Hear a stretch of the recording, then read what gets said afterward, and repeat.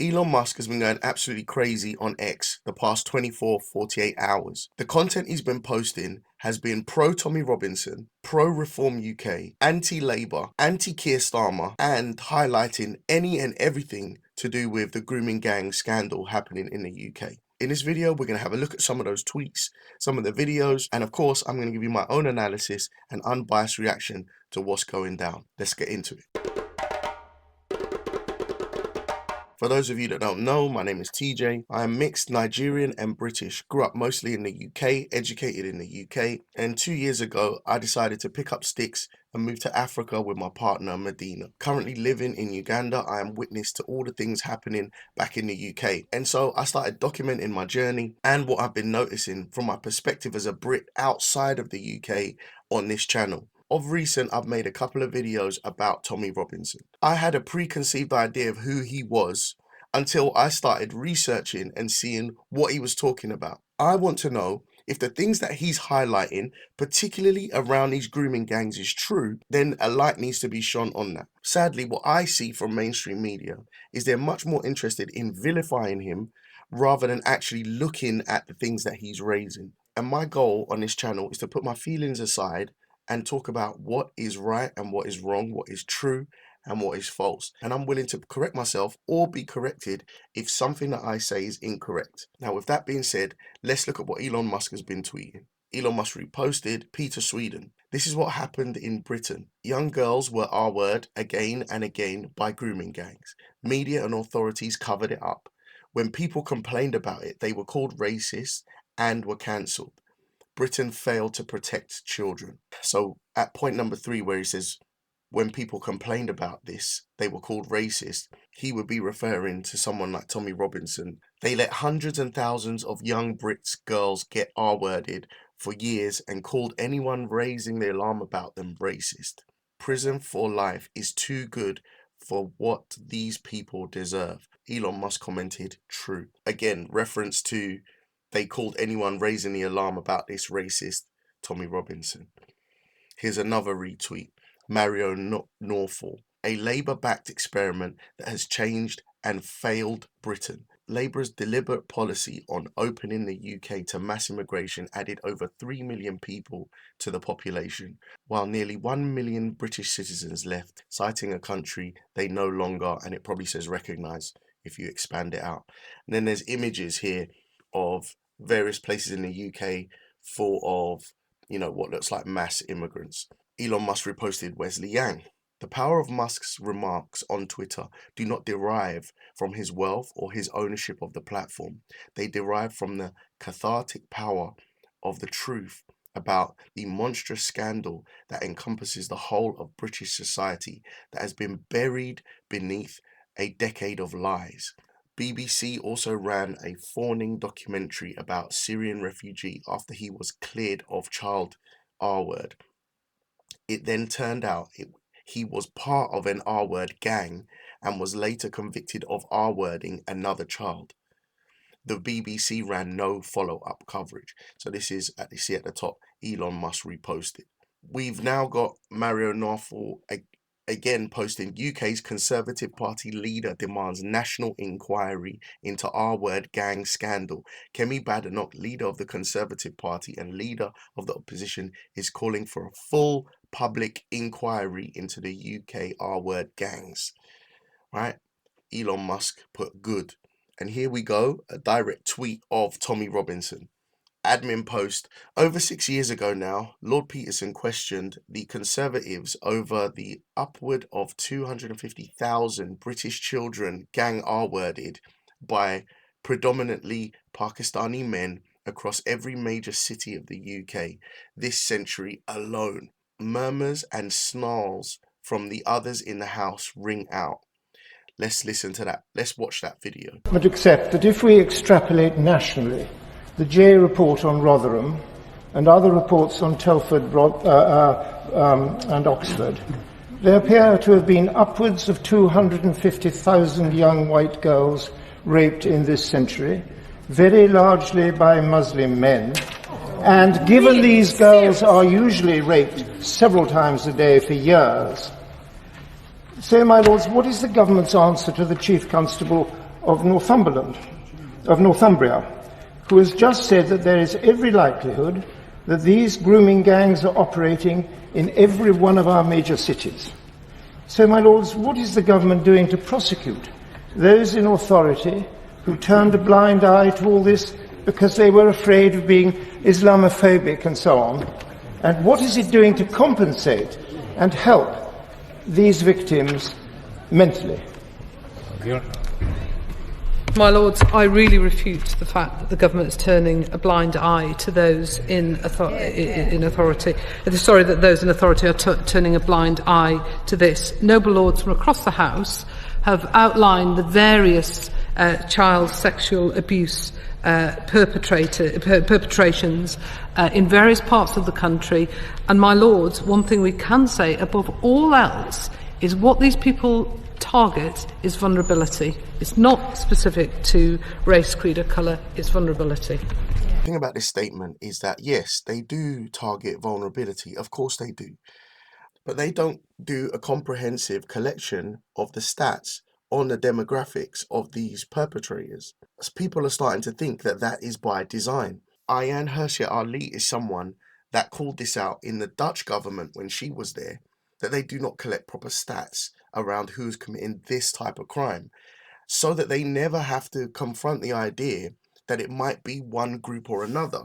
Stats don't have political leaning. They're just stats. If it shows that it is not mostly Muslim, Pakistani men or whatever group that it is, then the stats will bear that out. And if it does, then it does. And then you have to acknowledge that there's an issue. They collect stats for all sorts of other things. So, in my opinion, the stats should be collected and we should look at this thing head on in the face. And if it is true that this is inflammatory Islamophobic stuff, the stats will back that up. So collect the stats, show the stats. So either shut people up or face the fact that there is a problem in the UK with a particular group of people that are committing a particular crime. This should not be shied away from in any way, shape or form. As we continue on with the tweets, Elon Musk is now also targeting Keir Starmer directly. This is a direct attempt to weaken Labour in the political sphere. Here's a perfect example. Labour has blocked the inquiry to Keir Starmer's conduct at the head of the Crown Prosecution Service while investigating the Oldham child grooming scandal. So he's associating Keir Starmer himself with the grooming gang scandal. And then in opposition to this, he is promoting Reform Britain. So breaking, Reform MP Rupert Lowe blasts the political establishment. Elon Musk has done more for these abused British girls in a few days than almost any British politician has in decades. I mean, the tweets just go on and on and on. Of course, if you already don't like Elon Musk, you could look at this and say, well, he's throwing his weight around in the UK political sphere as well as the American sphere, and we don't like that and whatnot. But there is a weak point of attack that is being exploited, which is this grooming gang situation. That should be looked at and investigated, in my opinion. Tommy Robinson has a message that he's trying to bring to the fore. And that message is essentially, there are grooming gangs. These people do not have British culture. And it stems from a group within Islam. Now, because he mentions the religious side, it is so very easy to say he's an Islamophobe. But there is a sect within Islam. They want Sharia law. They want to take over the world. And they have an express plan to do that in the UK, in America, in Europe, and all over the world. When they go too far, we know them as ISIS. We know them as Boko Haram. We've not found a way to delineate and call out those that have this plan. You see, some of the group's plans, like the Muslim Brotherhood, it's not about violent infiltration. Their mandate is about infiltration through the tolerant ideologies like places like the UK and America have, where they want you to be able to practice your religion and be open about your religion. There's groups within Islam that want to exploit that. There's elements of these cultures that are completely incompatible with Western values. Let's look at one of them right now. If hypothetically you have a girl and you murder her, and if the court of law in this world cannot prove, and then you truly repent, will Allah forgive you? And you say most probably Allah will forgive you, and you're right. If you have committed rape and murder, and if you truly repent and ask for forgiveness, as I told, there are 5 criteria required for forgiveness. Number 1 is You admit what you have done is wrong, that the sin that you have done is wrong, admit it. Number two, see to it that you stop it immediately. Number three, see to it that you don't do it again. Number four is that you ask forgiveness from Allah subhanahu wa ta'ala. If all these criteria are fulfilled, inshallah I'll forgive you. Even if you have committed, which is a major sin, and if you have committed murder, it's a major sin. But if you truly repent, Allah will forgive you. As we know, Allah is Rahman Rahim. Now coming to your second question, that is this not injustice to the girl who was raped? And I would say no. Because both the person who is undergoing a test in this world, the person who was raped also is undergoing a test. And let me explain to you that Allah has given guidelines to the woman that they should dress up modestly, they should cover their complete body, except those parts can be seen that is the face. Now if after giving all this guidance, and hypothetically, if that girl doesn't dress up modestly, she is dressed up immorally, which people get excited and the rape is done, who's to blame? It is even the girl to blame. That doesn't mean that the boy has a right to it. But besides the boy who committed the rape and murdered, it is the girl who also has to follow the guidelines of the Quran. If she wore obscene clothes because of which the rape took place, then she is responsible. But if she wore normal clothes and yet if the person, then it is a test for the girl. For the girl, was she following the advice of Allah subhanahu wa ta'ala by wearing appropriate clothes or not? If she was not, then she is to blame to attract the men. It is my opinion that this ideology, this philosophy, this idea that if a girl doesn't cover her entire body except for her face, then she's somehow responsible for the R word and she's somehow undergoing a test from God, I completely reject that. I completely reject that. If you're out there and you're against Tommy Robinson and his message, take Tommy Robinson out of it and tell me if you support this ideology or not. In the UK, it is very normal for women to not cover themselves except for their face. So basically every woman in the UK is leaving themselves, according to this, every woman in the UK would be leaving themselves open to a test of R word. There should be nothing in British culture that approaches accepting anything to do with this, in my opinion. And if you agree with that opinion that I've just made, you should not be vilified as Islamophobic. The question is, if you refute this opinion and this doctrine and this ideology, are you Islamophobic?